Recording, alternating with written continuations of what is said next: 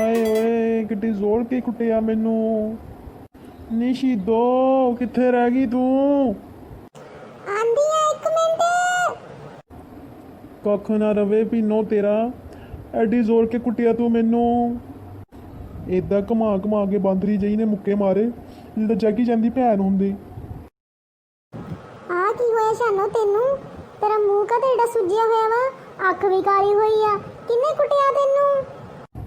ਆ ਜਿਹੜੇ ਨਾਲ ਦੇ ਘਰ ਨਹੀਂ ਰਹਿੰਦੀ ਪੀਨੋ ਮੀਸਨੀ ਮਰਾਸਨ ਜਈ, ਇਹਨੇ ਮਾਰਿਆ ਮੈਨੂੰ ਬਹੁਤ ਘੁਮਾ ਘੁਮਾ ਕੇ ਮਾਰਿਆ। ਕਸਮੇ ਸ਼ਹੀਦੋ ਮੇਰੇ ਤੇ ਆਸੇ ਪਾਸੇ ਦੁਖਣ ਲੱਗ ਗਏ।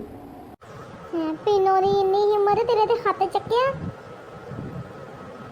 ਤੂੰ ਜ਼ਰਾ ਇੱਥੇ ਹੀ ਰੁਕ, ਅੱਜ ਮੈਂ ਛੱਡਣਾ ਨਹੀਂ ਪੀਨੋ ਨੂੰ। ਉਹਦੀ ਹਿੰਮਤ ਕਿੱਦਾਂ ਹੋਈ ਮੇਰੀ ਭੈਣ ਦੇ ਹੱਥ ਚੱਕਣ ਦੀ?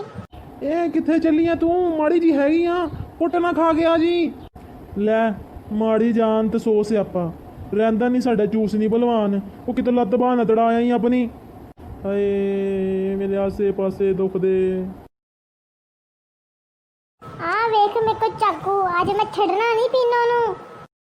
ਤੇ ਆ ਦੇਖ ਮੇਰੇ ਕੋ ਪਿਸਤੌਲ, ਅੱਜ ਮੈਂ ਲਾਸ਼ਾਂ ਵਿਛਾ ਦੇਣੀਆਂ।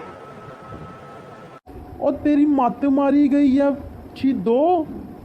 ਉਹ ਕਿਤੇ ਕੰਮ ਨਾ ਵਧਾ ਲਈ, ਕੋਈ ਲਾਸ਼ ਲੂਸ਼ ਨਾ ਵਿਛਾ ਦੇਈ। ਹੁਣ ਤੂੰ ਜੇਲ੍ਹ 'ਚ ਬੈਠੀ ਹੋਵੇਂ। ਬਸ ਸ਼ਾਨੋ ਬਹੁਤ ਹੋ ਗਿਆ, ਮੈਂ ਬਹੁਤ ਬਰਦਾਸ਼ਤ ਕਰ ਲਿਆ। ਅੱਜ ਨਾ ਰੋਕੀ ਮੈਨੂੰ। ਨੀ ਰੁਕ ਤੇ ਸਹੀ, ਗੱਲ ਤਾਂ ਸੁਣ ਮੇਰੀ। ਅੱਜ ਤੇ ਮੈਨੂੰ ਲੱਗਦਾ ਸ਼ਹੀਦੋ ਹੈ ਨਹੀਂ, ਅੱਜ ਮੈਂ ਸ਼ਹੀਦੋ ਗਵਾ ਲੈਣੀ।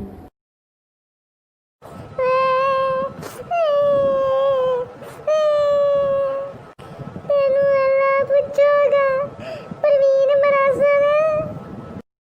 ਕੀ ਹੋਇਆ ਸ਼ਹੀਦੋ? ਕੀ ਹੋ ਗਿਆ? ਮੈਨੂੰ ਨੇ ਕੁੱਟਿਆ ਮੈਨੂੰ, ਮੇਰੇ ਕੋ ਪਿਸਤੌਲ ਤੇ ਚਾਕੂ ਵੀ ਖੋਹ ਲਿਆ। ਲੈ ਬੜੀ ਗਈ ਸੀਗੀ ਤੂੰ, ਡਾਕੂ ਰਾਣੀ ਬਣ ਕੇ ਕੁੱਟ ਖਾ ਕੇ ਆ ਗਈ। ਮੈਂ ਕੁੱਟਣ ਨਹੀਂ ਗਈ ਸੀਗੀ ਪ੍ਰਵੀਨ ਨੂੰ, ਪਰ ਉਹ ਹੈਗੀ ਏਡੀ ਲੰਬੀ ਆ। ਮੈਂ ਤੇ ਉਹਦੇ ਸਾਹਮਣੇ ਨਿੱਕੀ ਜੀ ਬੱਚੀ ਲਗਾਉਂਦੀ ਸੀ, ਉਹਨੇ ਮੈਨੂੰ ਬਾਲਾਂ ਤੋਂ ਫੜ ਕੇ ਉਹ ਮਾਰਿਆ ਜਿਹੜਾ ਨਾ ਮਾਰਨਾ ਹੋਵੇ। ਵੈਸੇ ਸ਼ਹੀਦੋ ਇੱਕ ਗੱਲ ਦੱਸਾਂ, ਕਸੂਰ ਮੇਰਾ ਸੀਗਾ।